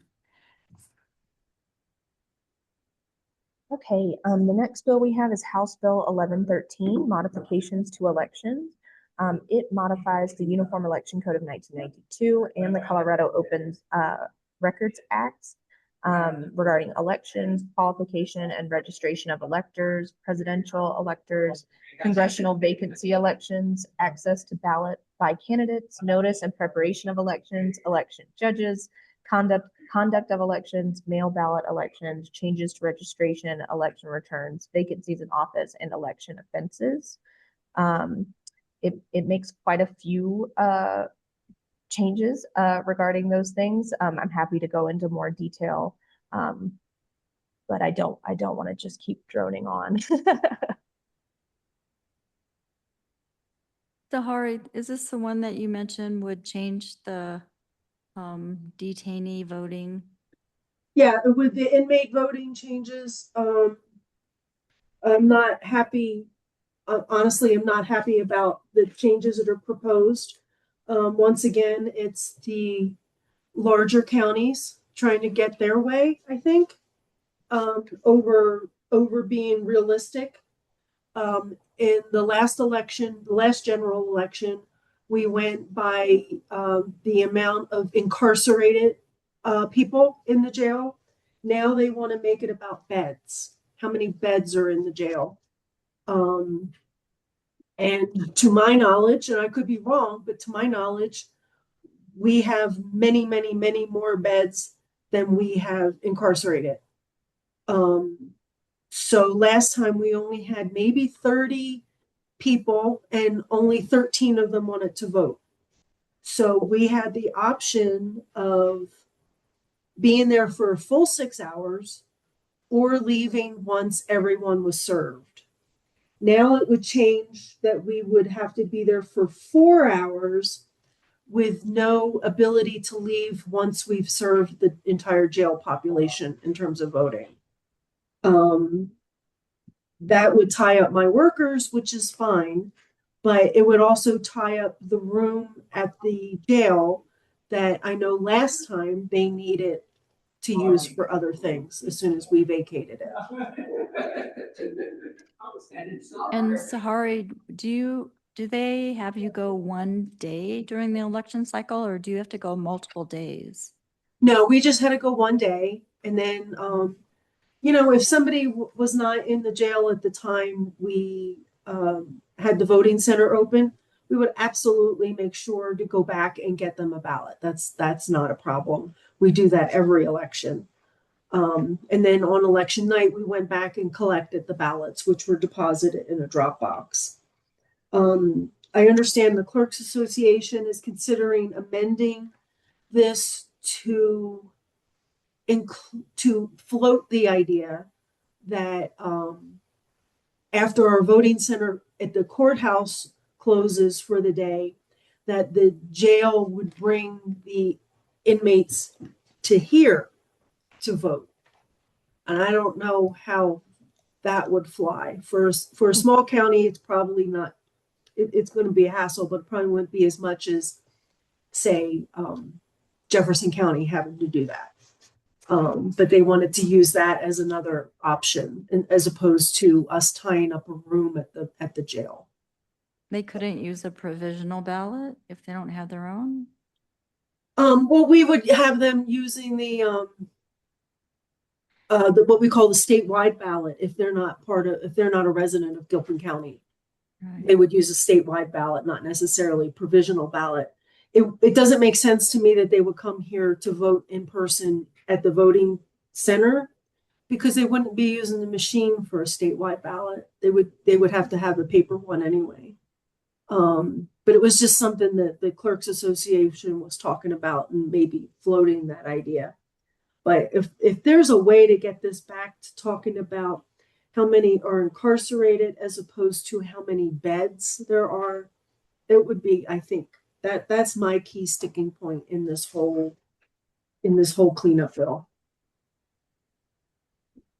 That sounds good. I think our jail is approved for 80, and we have an average daily population of 28. So that's a big Right. difference. It was 55 beds. Yeah, the beds isn't They had 80. They had it way up there in the past. Yeah.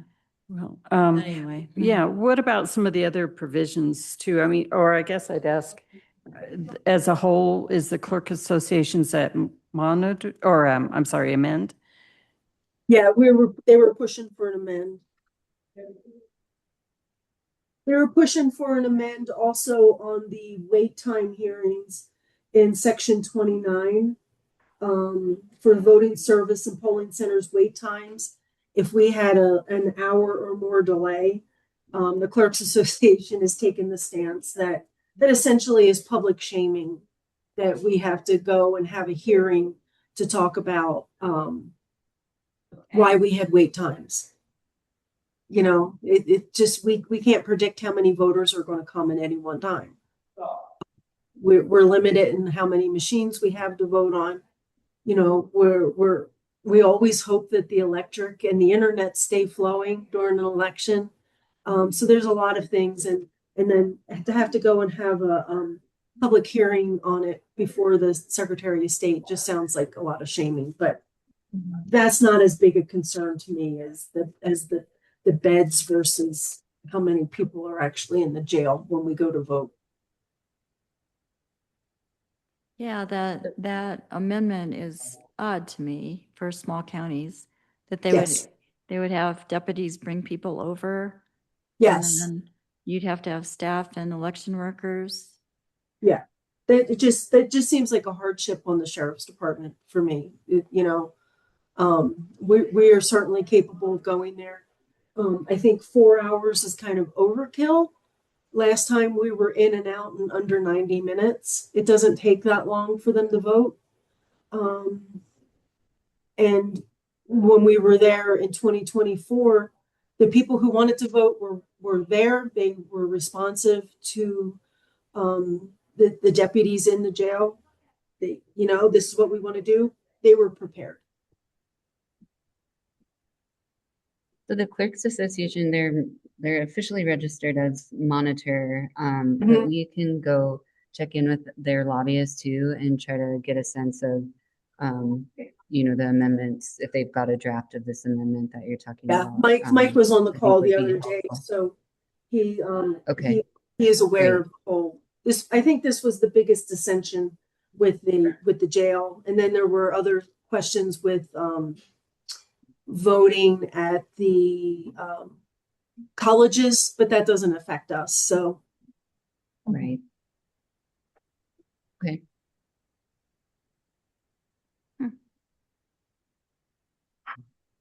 Do we monitor? this? Yeah, So we hear more? I would think monitor on that. And then see if we get more information. We can do Yes. some digging on our end. Absolutely. Is that okay with you, Commissioner Reagan? Yeah, monitor. Okay. Okay, good. Okay, thank you, Sahar. Thank you. Okay, next we have House Bill 1018, Long-Term Care Services for Nursing Home Residents. This bill establishes a presumptive eligibility process under Colorado's Medicaid program, Health First Colorado, for individuals transitioning out of nursing facilities to receive long-term services and supports, including home and community-based services. Under the bill, eligibility determination and service enrollment must occur prior to discharge to reduce delays in care and prevent extended or unnecessary nursing facility stays for individuals who meet functional eligibility requirements. It also put some reporting requirements on the Department of Healthcare Policy and Financing.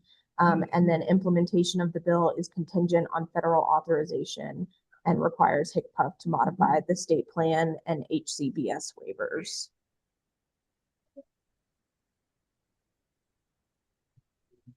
Okay, Now and go ahead. I was going to say Janie Barker, our Director of Human Services, is on. To quote others, this bill is a mess. It appears to be written by people who have no idea how the system works. And so we definitely need amendments. I think there's so many that it would be hard to say what they are. But I think monitoring it till they come out with some of those amendments, there are thoughts that this might be something that we do next session, rather than continue to try to do it this session. It definitely basically kicks the can from nursing homes to, or from, I guess, nursing homes to counties to try to figure out where these people need to go. And the rays are not, it's going from the rays to then the nursing homes, and then it falls to APS. It's basically what happens. And it's just not a functional bill. So I think monitoring at this point until we see some amendments and whether or not this gets any traction. Sounds good. Okay, that sounds good. Yeah, it's crazy, Bill. Yeah, it is. It is. Okay.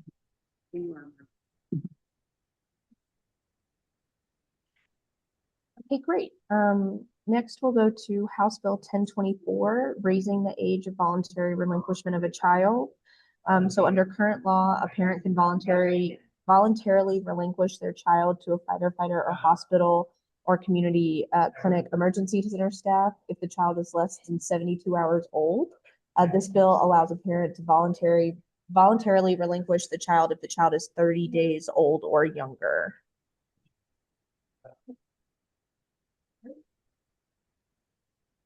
On the surface, it seems like something we would want to support, but there must be more to it. We talked about this, CCI. Janie, do you have any more input on it? Yeah, I think I agree. On the surface, it seems like a great idea. Mothers who have just given birth within 72 hours of having to make this huge of a decision is really, really fast for a lot of people. They may not come to this decision that quickly and causing more trauma to everybody involved. Some of the concerns, though, from a child welfare perspective are if somebody drops this child off and they have a broken leg, there needs to be some accountability in the child welfare realm around the abuse or neglect that has happened. So there's definitely concerns on that end. Given more time, how do we make sure that we're able to hold people accountable for those kind of things? And then there's also not, and I think I've read an amendment where there was some extra things put in there around fathers, and them being able to have some kind of say in this, and possibly that allowing the 30 days would give more time. But I don't know, Katie, if you guys have heard if they've done any amendments to this or what those might be. It's actually scheduled to be heard in committee today. So we can check in. I mean, we could do a couple of different things. We can check in with CCI and see if they were an amend if what it is that they're trying to get offered, and we can also cover committee and see, you know, how it's changed today and sort of what its future holds. Because I think those things have been brought up to the sponsors. That's a long time for, you know, abuse or neglect to happen, and then to have a child just dropped off and there's no way to track down what happened or who those people are and hold them accountable is kind of a concern. Yeah, that makes total sense. We're happy to check in with CCI around what amendments have been proposed, and we'll keep y'all updated based on what happens in committee today. Okay. Okay. Yeah, I wasn't, I was in a different meeting, so I missed that section on Friday, the Human Services.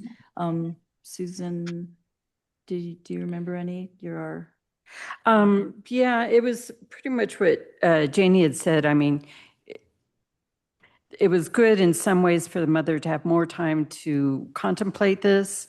That way she wasn't making any kind of a rash decision, and also a chance for a father or other relatives, you know, to be able to be involved. But then again, they did state the possible, you know, if there was abuse noticed when the child was dropped off at that age, how do they have any kind of accountability? I think they did want to go to an amend position and get some amendments put together to strengthen the bill. Do you know what those are, though? Well, just like they didn't have anything specific. I think they were going to work with the Human Services to get more information and how it could be strengthened. Sounds like we should just monitor it for now. We don't have enough info. Yeah. And we can work to get you more information, especially after today. Okay, next we have Senate Bill 19. This is the Early Childhood Local System Consolidation Bill. So this bill, so currently early childhood councils are local organizations that are part of a coordinated statewide system to support early childhood services for children and families, while local coordinating organizations are selected by CDEC to support access to and delivery of childcare to their communities. This would repeal provisions related to those local coordinating organizations and transfer their rights, duties, and functions to early childhood councils. It was heard in a committee earlier this week and will be up for seconds tomorrow morning. But the two amendments that were passed, one has a new provisions that states that the community strategic plan can encompass the methods by which the council can facilitate access to early childhood and family support programs, and emphasizes the implementation of the Federal Family First Prevention Services Act, modifies some terminology related to strategic plans and agreements, And the next amendment was just some technical adjustments around the term community strategic plan, and defined it as a comprehensive plan developed to address early childhood needs in a designated service area. The CHSDA is in the monitor position. Yeah, and yesterday I was in a meeting with the governor's office and other stakeholders.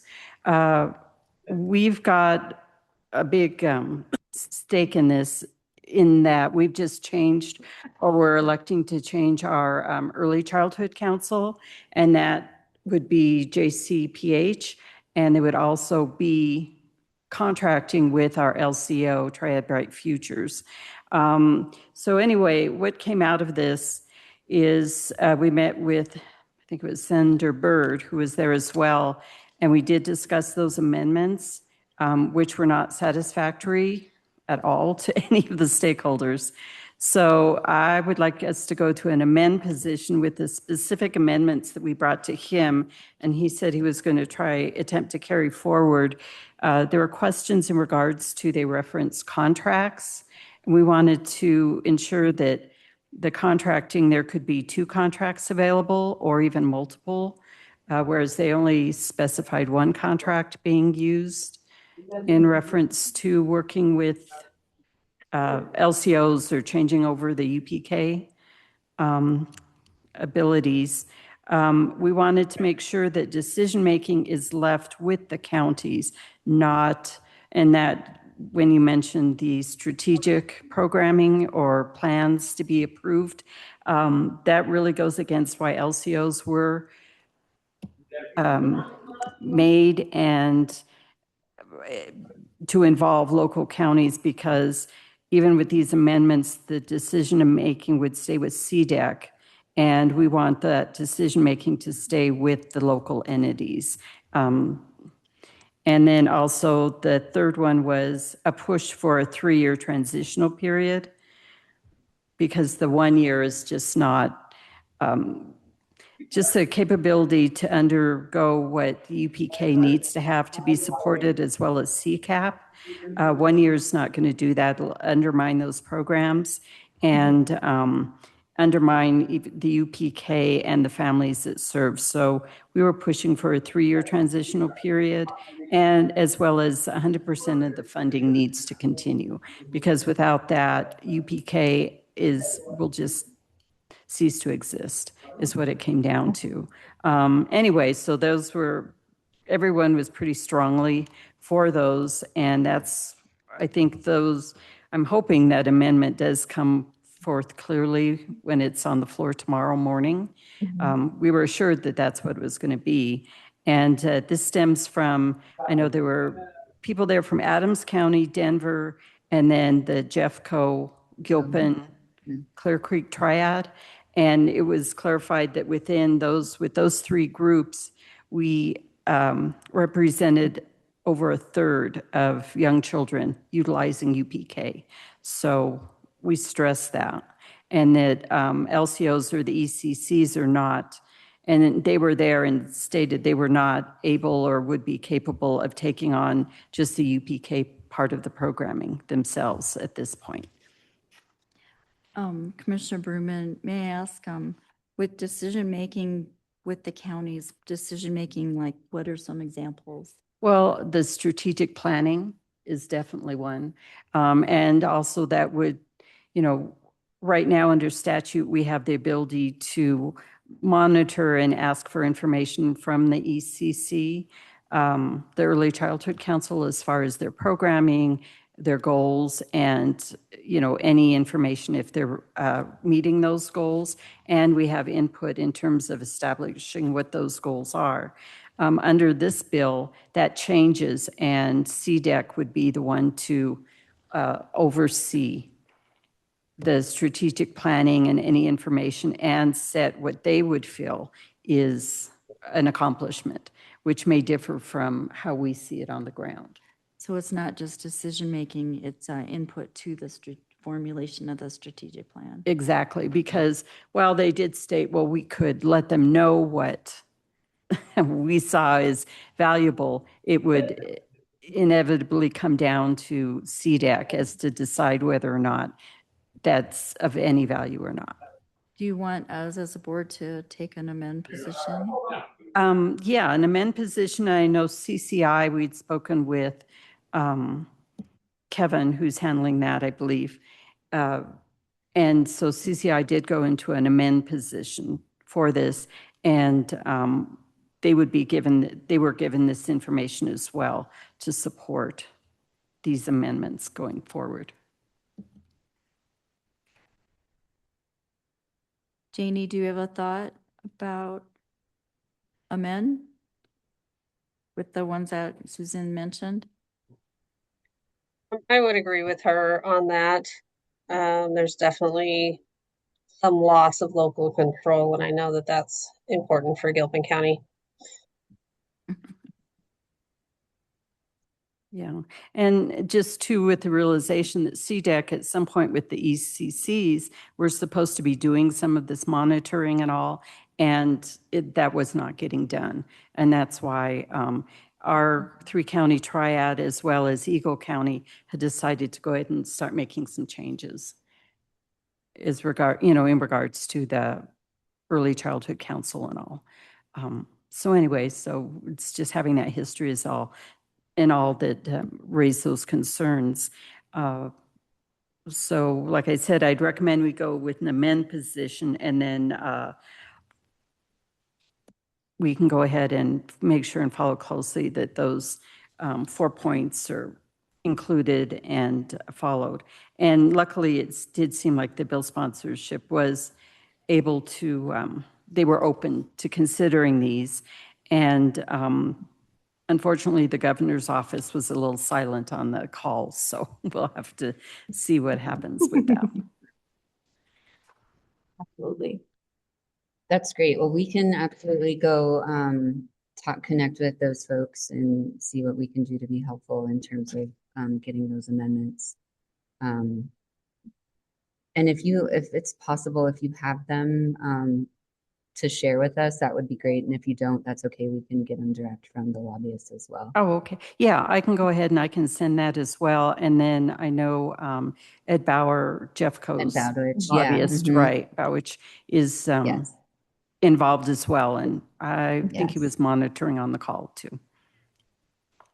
Yes, we connected with him. He was anxious for us to get an amend position from you so we can help with that vote counting. So we'll go report out to him right after this. Oh, okay, great. Thank you. Yeah, thank you. Absolutely. And I know we're at time. There's a few additional bills left that we had flagged. So wanted to see if there's anything, of significance that you all want to raise to us. And if not, we can chat through the rest at our next meeting. No, I did listen into a teeny bit of the testimony on the vacant land tax, and know that one got PI'd. Yes. So, yeah. I was actually glad it did. Well, good. The ones that we've talked about so far were represent the biggest ones that we really wanted to get a position from you. So these are all of these positions are really helpful, and we can get to work with our members. Did you want us to discuss a different position on 1033 or just leave it monitor? Sorry, I'm asking if she wanted to discuss a change in position on 1033 or just leave it as is. I'm fine with monitor myself. Yeah, we can do, I know the, CalFAR and some of those, the public health are opposed to it. But I know that small businesses and some of the ag organizations support it, so maybe just keep watching it. Yeah, I think monitor's fine. Do you have on 1033? Yeah, I'm not totally favor it, but I think you can maybe monitor it. Okay, yeah, that'll be fine then. Monitor will stay there. Great. That sounds great. Wonderful. Well, it's really nice to see all of you. Thank you so much. There's clearly no shortage of bills being introduced and issues to address. So If there's anything that rises to your level of importance between now and the next time we meet, certainly feel free to flag that for us, and we will keep you posted on the movement that we're able to get with these positions today. Okay, great. Well, thank you so much. We appreciate that. Thank you. Okay. Thanks, everyone. Thank you. Bye-bye. Bye. Thanks, bye.